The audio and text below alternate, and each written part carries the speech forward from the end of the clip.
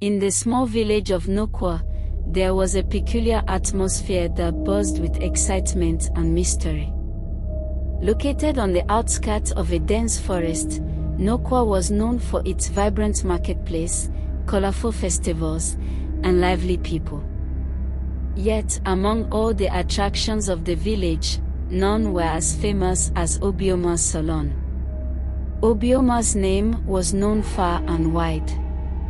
She was a woman with a special gift for braiding hair, a gift so extraordinary that people from nearby villages would make the long journey just to have her work her magic on their hair.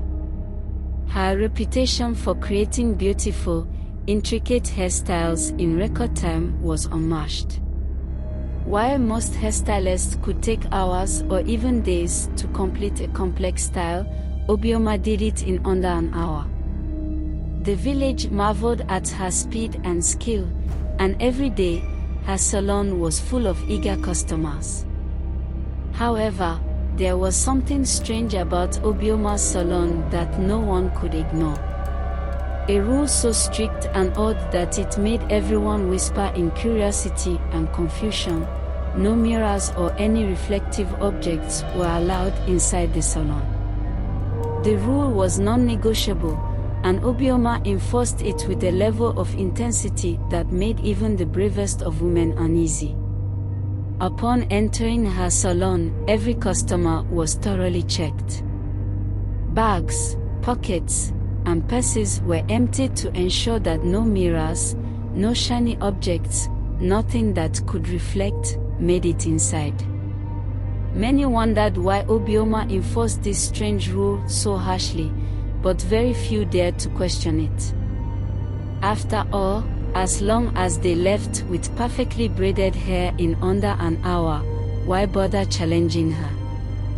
But not everyone was satisfied with simply accepting the odd rule. There were rumors in Nokwa that something more sinister was at play. Some whispered that Obioma's speed came from supernatural forces, that she wasn't braiding the hair alone. Yet, no one had any proof, and Obioma's salon continued to thrive despite the gossip. One day, a young woman named Kila arrived in Nokwa. Kila was an adventurous spirit, always curious about the unknown. She had heard about Obioma's salon from a friend and had come to experience the famous hairstylist's work for herself. But when she learned about the no-reflection rule, her curiosity was piqued.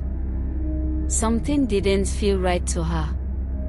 What could be the reason behind such a strange rule? And why was everyone so willing to accept it without question? Kila's suspicion grew the more she thought about it. She decided that she wouldn't just sit back like everyone else, she would find out the truth. After all, there was something about Obioma's rule that felt more like a warning than a request. Little did she know, her quest for answers would unravel a story of darkness, secrets, and a cause older than anyone in Nokwa could have imagined. Kila's arrival in Nokwa was met with excitement. She had heard tales of the village's vibrancy from travelers in her homeland, and now that she was here, it was exactly as lively as she had imagined. The market bustled with merchants selling brightly colored fabrics, intricate jewelry, and all kinds of exotic spices. The air was filled with the sound of drums, laughter, and the chatter of people going about their daily lives. But despite all the energy, Kila couldn't help but feel an undercurrent of mystery in the village. Every so often, she would hear people mention the name Obioma in hushed tones, their voices dropping into whispers as soon as they noticed her listening. The rumors intrigued her. What could be so special about a hairstylist that people would speak of her in secrecy? Kila was determined to find out. She had made the journey to Nokwa for two reasons. First, she wanted to experience the vibrant culture and traditions of the village. But more importantly, she wanted to visit the salon of the legendary Obioma. Kila had always been fascinated by stories of magic and the unexplained, and the more she heard about Obioma, the more curious she became. It wasn't long before Kila found herself at the heart of Nokwa, standing in front of the famous salon. The building was small but welcoming, with brightly painted walls and an intricately carved wooden door. A line of women stood outside, waiting their turn to have their hair braided by the skilled hands of Obioma. As Kila approached the door, she noticed something strange. There was a sign posted beside the entrance, written in large, bold letters, "No mirrors or reflective objects allowed." Kila raised an eyebrow, her curiosity growing stronger. It seemed that the rumors were true after all. Why would a salon forbid mirrors? What kind of hairstylist didn't allow her clients to see their hair as it was being braided? Kila stepped closer to the door, watching as one of Obioma's assistants began inspecting the bags of the women waiting to enter. The assistant carefully checked each bag, making sure that none of the customers were carrying anything that could reflect an image. It seemed strange, almost obsessive. But the women didn't question it. They handed over their belongings without a word, as though they had accepted this odd rule as a normal part of visiting Obioma's salon. Kila's mind raced with questions. What was Obioma hiding? Was there something more to this no reflection rule than what met the eye? As Kila observed the scene, a thought occurred to her. This wasn't just a strange salon rule, it felt like a warning. Something was off, and Kila was determined to get to the bottom of it.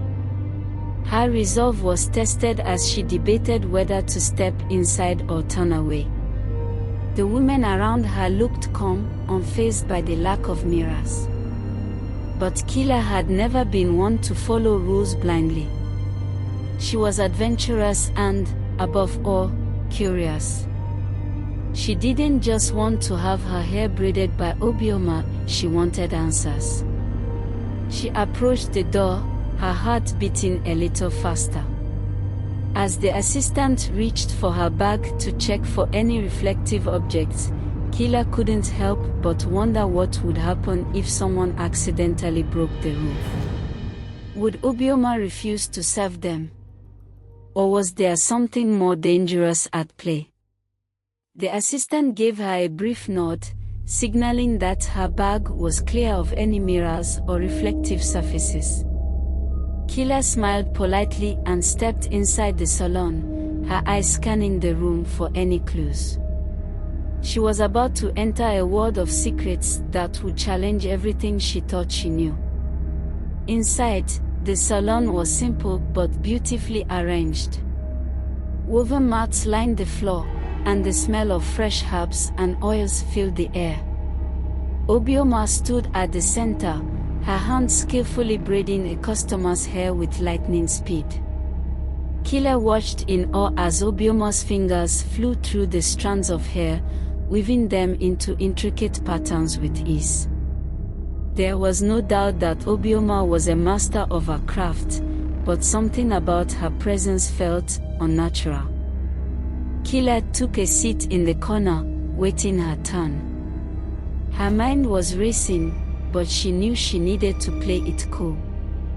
She wasn't just here for a hairstyle, she was here to discover the truth behind Obioma's strange rule.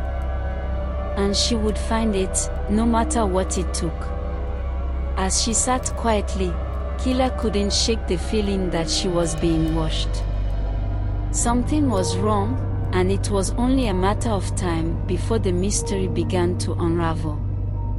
Kila sat in the salon, watching as Obioma worked her magic on each customer's hair. The room was quiet except for the occasional murmur of customers complimenting Obioma on her skills. Yet, Kila couldn't shake the uneasy feeling that lingered in the air. Her curiosity was growing by the second. She needed to know more, and simply sitting in silence wouldn't give her the answers she sought. As she waited for her turn, Kila decided to strike up a conversation with one of the other women sitting near her. The woman, whose name was Ego, seemed friendly enough and had already been to the salon multiple times. Kila figured that if anyone could give her more information about Obioma and her strange rule, it would be someone like Ego. "Is it always like this?" Kila asked casually, gesturing to the line of women waiting to have their hair braided. Ego smiled. "Oh yes, it's always packed here. Everyone wants Obioma to braid their hair. She's the best in all of Nokwa, maybe even the whole region." Kila nodded, pretending to be interested only in the hairstyling, but her real question was something else. "I noticed the rule about no mirrors," she added, trying to keep her tone light. "It's a bit unusual, don't you think?" Ego's smile faded slightly, and she glanced around as if to make sure no one was listening. "It is unusual," she whispered, leaning in closer. "But people don't really question it anymore. They just follow the rule because, well, no one wants to make Obioma angry." Kila raised an eyebrow. "Angry? Has something happened before?" Ego hesitated, clearly nervous about discussing Obioma's salon too openly. "I've heard stories," she said quietly. "There was a woman once who brought a mirror without realizing it. Obioma saw it and made such a scene. She told the woman to leave and never come back.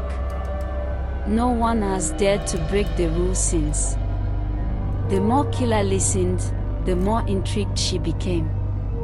There had to be a reason behind this rule, something more than just a quirky salon policy. Why was Obioma so strict about reflections? What could she possibly be hiding? As Kila pondered these questions, Ego continued. "I don't know the full story," she admitted. "But I've heard rumors. Some say Obioma's mother was involved in strange practices, and that's why Obioma has her gift for braiding so quickly. Others say Obioma is cursed, and that's why she can't allow mirrors." Kila's heart quickened at the mention of a curse. That was exactly the kind of mystery she had suspected. The whispers she had heard in the marketplace, the strange atmosphere in the salon, it all pointed to something supernatural. But now, she needed to confirm these rumors. "Do you believe any of that?" Kila asked Ego, trying to gauge how much the villagers knew. Ego struggled. "I don't know what to believe. All I know is that Obioma's braids are beautiful and fast, and that's enough for most people. But if you're asking me if there's something strange about it, well, I think so. I've been to other stylists, and none of them can braid as fast as Obioma. It's almost like magic." Kila smiled at the mention of magic. Magic had always fascinated her, and this situation had all the signs of something far beyond the ordinary. As she looked at Obioma, still expertly weaving intricate braids, Kila wondered what kind of secret this woman was hiding. Was it a curse? A magical gift passed down from her mother? Or something even darker? Her thoughts were interrupted when the assistant called her name. It was Kila's turn to have her hair braided. She stood up, her heart pounding with anticipation. This was her chance to get closer to Obioma and maybe uncover more of the mystery. As she took her seat in Obioma's chair, she felt a chill run down her spine.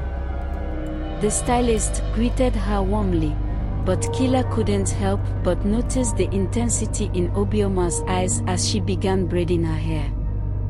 There was something weird about the way her fingers moved, so fast and precise, as if they were guided by something unseen. Kila's mind raced. Could the rumors be true? Was Obioma's speed the result of some supernatural force? And if so, what was the price she had to pay for this? The room was silent as Obioma walked, her hands moving like lightning through Kila's hair. But in the quiet, Kila swore she could hear something, a faint whisper, almost like a voice, coming from somewhere nearby.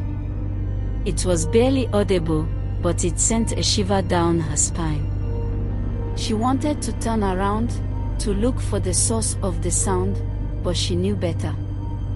If Obioma noticed her growing suspicion, she might never get the answers she needed. So, Kila stayed still, pretending to be at ease, with her mind raced with questions. She was determined to uncover the truth, no matter what it took.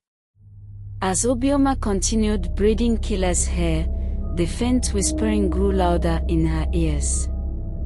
It wasn't coming from the room, it was almost as if the sound was emanating from Obioma's very hands as they walked through Kila's braids. The sensation was unnerving, and Kila's heart pounded in her chest. She could feel her muscles tense with every twist of her hair, though she did her best to remain calm. What was that sound? Was it something only she could hear, or had others noticed it before? Kila's mind was flooded with questions, but there was no way she could ask them now. She knew that Obioma was watching her closely, and any sign of discomfort might raise suspicion. Kila focused on keeping her breathing steady, listening carefully to the strange, almost ghostly whispers. They weren't clear, more like hushed tones that carried no distinct words. But one thing was certain, the whispers weren't natural. There was something dark and unseen at work here. When Obioma finally finished, the whispers stopped abruptly. It was as if they had never existed, but Kila knew she hadn't imagined them. She thanked Obioma for the beautiful braids, which indeed were flawless and intricate. As she left the salon, Kila glanced around at the other customers. None of them seemed bothered or aware of anything strange. Outside, Kila breathed deeply, grateful to be in the fresh air. She needed to figure out what was going on, but she couldn't do it alone. That's when she remembered Eagle's earlier comment about Obioma's mother being involved in strange practices. Kila decided her next step was clear. She would have to dig deeper into Obioma's past. There had to be someone in Nokwa who could tell her more about the stylist's history and the whispers. The next morning, Kila set out to learn more about Obioma's past. She couldn't shake the feeling she'd experienced in the salon, and the whispers haunted her thoughts. If there was a connection between Obioma's skills and something supernatural, she needed to understand it. Kila began her search in the village's marketplace. It was always busy, with merchants calling out to sell their goods and people haggling over prices. Kila made her way through the crowd, keeping an eye out for anyone who might know more about Obioma's past. She found a group of older women sitting beneath a tree, weaving baskets together. They looked like they had been in the village for years. If anyone knew the history of Nokwa, it would be them. Kila approached cautiously, greeting them with a polite bow. "Good morning," Kila said. "I'm new to Nokwa, and I've heard so much about Obioma and her incredible talent. But I was wondering, Do you know anything about her family? Her mother, perhaps? The women exchanged glances. One of them, an elderly woman with silver hair tied in a neat bun, spoke first. Obioma's mother, you say? The woman asked, her voice low. She was a strange one, that woman. People always said there was something unnatural about her, just like they say about Obioma now. The other women nodded in agreement, their faces somber. I remember when Obioma was born, another woman chimed in. Her mother was always talking to herself, whispering to the air like she was speaking to spirits. She disappeared when Obioma was just a girl, and no one ever saw her again. Some say she was taken by dark forces. Kila's heart raced. The more she heard, the more she realized that Obioma's talents weren't just the result of skill, they were tied to something far more sinister. After her conversation with the women, Kila decided it was time to visit the elder of Nokwa. Every village had an elder, someone with deep knowledge of history and spiritual matters. If anyone could help her understand what she was dealing with, it would be the elder. The elder, a wise woman named Nyasha, lived in a small hut on the edge of the village, far from the bustling marketplace. Kila had heard of her before, but this was the first time she would be meeting her. As Kila approached the hut, she felt a strange sense of calm wash over her, as if she were about to step into a place of deep knowledge and power. Nyasha was sitting outside her hut when Kila arrived, stirring a pot of herbs over a small fire. Her eyes, though clouded with age, seemed to see straight through Kila as she approached. You've come to ask about Obioma, Nyasha said before Kila could speak, her voice soft but firm. Kila blinked in surprise. Yes, how did you know? Nyasha smiled faintly. I've been expecting someone like you for a while now. Obioma's secret is not one easily kept, and those who come close to it always seek answers. Sit, child. I will tell you what I know. Kila sat down on the ground in front of Nyasha, eager to hear the elder's story. Obioma's mother, Amoka, was a powerful woman, Nyasha began. She dabbled in things she shouldn't have, dark spirits, ancient rituals. When Obioma was born, Amoka made a pact with one of those spirits. The spirit granted Obioma her incredible speed and skill, but it came at a terrible price. Amoka disappeared, taken by the very spirit she had bargained with. Kila's eyes widened. So the spirit, it's still with Obioma? Nyasha nodded gravely. Yes. The spirit helps Obioma braid the hair of her customers, walking through her hands, which is why she forbids mirrors. If anyone were to see the spirit's reflection, it would break the pact and cause untold chaos. Kila left Nyasha's hut with a heavy heart, her mind racing with the implications of what she had just learned. Obioma was living under the control of a dark spirit, a spirit that had claimed her mother and now used her to fulfill its own agenda. Kila couldn't help but feel sympathy for Obioma. She was trapped, bound to a force she had no control over. But Kila was not the type to give up easily. If there was a way to break the curse and free Obioma from the spirit's grip, she would find it. The only question was how. As she walked through the village, Kila remembered Nyasha's final words: "There is a way to trap the spirit, but it will not be easy. You will need the help of someone with great spiritual power, and the courage to face the spirit head-on." Kila knew that this wasn't something she could do alone. She needed to find someone who could help her, a spiritual guide, perhaps, or someone who understood how to wield magic. But she also knew that time was running out. The longer Obioma remained under the spirit's control, the more danger she, and everyone around her, was in. Kila decided her next step would be to seek out this spiritual guide, someone with the power to help her face the spirit and free Obioma from its clutches. She would need to gather all the courage she had, for this would be no ordinary battle.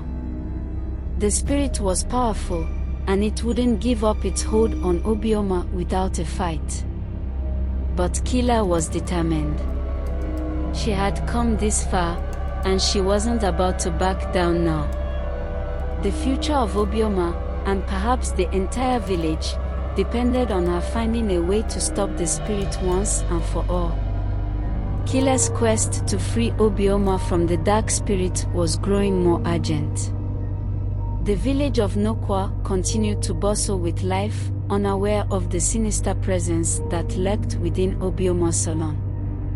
Kila knew she couldn't delay much longer. She needed to find someone with the spiritual power to help her. Nyasha's words echoed in her mind, "You will need the help of someone with great spiritual power." But who could that be? Kila had already met Nyasha, the village elder, but Nyasha herself had hinted that she didn't have the strength needed to confront the spirit. There had to be someone else. Kila decided to return to the marketplace, where she had first heard whispers about Obioma's mother. This time, she paid close attention to the conversations of the villagers, listening for any mention of magic or spirituality. After hours of wandering, she finally overheard something promising. Two women were discussing a healer who lived deep in the forest beyond Nokwa. According to them, this healer had the power to commune with spirits and perform powerful rituals. Her name was Osinochi, and she was said to have helped many people escape the grip of dark forces in the past. Kila knew that if anyone could help her, it would be Osinochi. But finding her would be no easy task. The forest was vast and dangerous, and few people dared to venture into its depths. Yet, Kila's resolve was unshaken. She would go wherever she needed to in order to save Obioma. With renewed determination, Kila made her way out of the village and towards the forest. The sun was beginning to set, casting long shadows across the landscape. The trees loomed large ahead of her, their branches swaying in the wind like ghostly arms. Kila knew this journey wouldn't be easy, but she couldn't turn back now. The forest surrounding Nokwa was known for its beauty, but it also held an air of mystery and danger. As Kila ventured deeper into the woods, the sounds of the village grew faint, replaced by the rustling of leaves and the distant calls of unseen animals. The path she was following was narrow, barely visible through the underbrush, and she had to rely on her instincts to guide her. Kila had heard stories of this forest, tales of spirits that wandered the trees, guiding lost souls or leading them astray. The villagers of Nokwa avoided the forest at all costs, believing it to be cursed. But Kila wasn't afraid. She knew the risks, but she also knew that if she didn't confront the spirit controlling Obioma, the consequences would be far worse. After walking for what felt like hours, Kila finally spotted a small clearing ahead.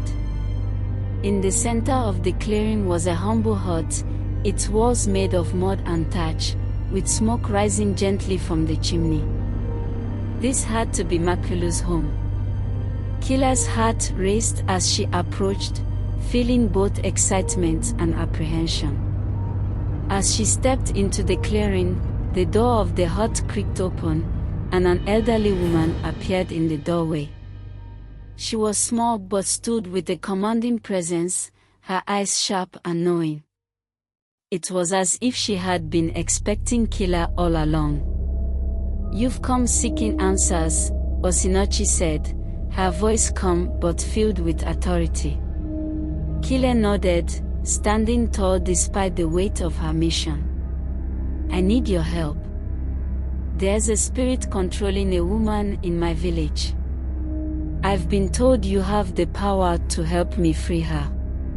Osinochi studied Kila for a long moment before nodding slowly. "You are brave, child, to seek out this spirit. But bravery alone will not be enough. The spirit you speak of is ancient and powerful.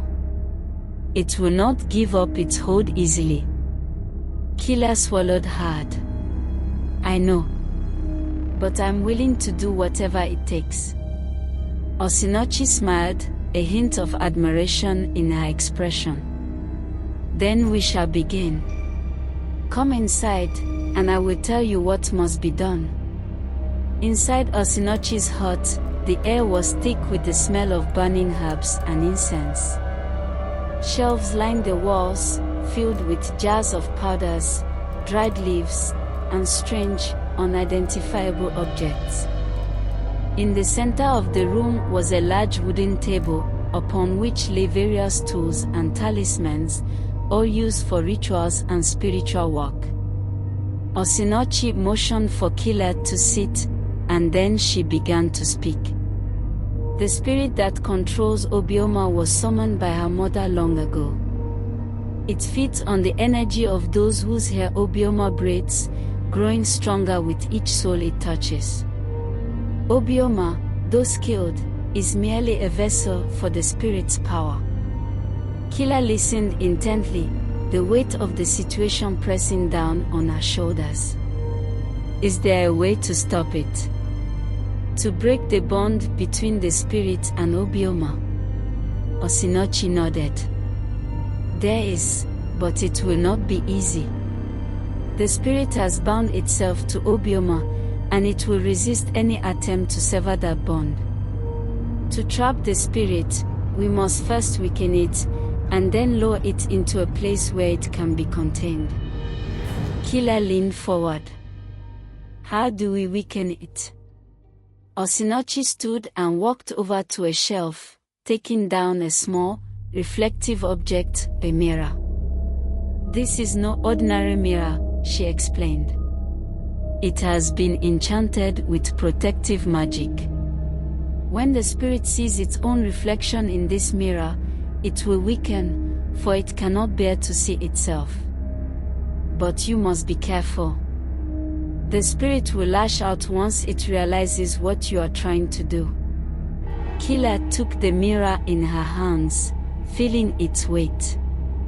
She understood the risk, but she also knew there was no turning back. Obioma's life, and perhaps the lives of everyone in Nokwa, depended on this. Osinochi continued, "Once the spirit is weakened, you must guide Obioma to a place of strength, somewhere where the spirit's power is weakest. There, I will meet you, and together we will trap the spirit." Kila nodded, absorbing every word. "Where is this place?" Osinochi smiled slightly. "It is not far from where Obioma's mother first summoned the spirit. The old well in the forest, where the spirit was first drawn into this world. That is where we will confront it." Thank you so much for watching and listening to my story. This is the end of part 1. Like and subscribe for part 2 and more tales from Africa.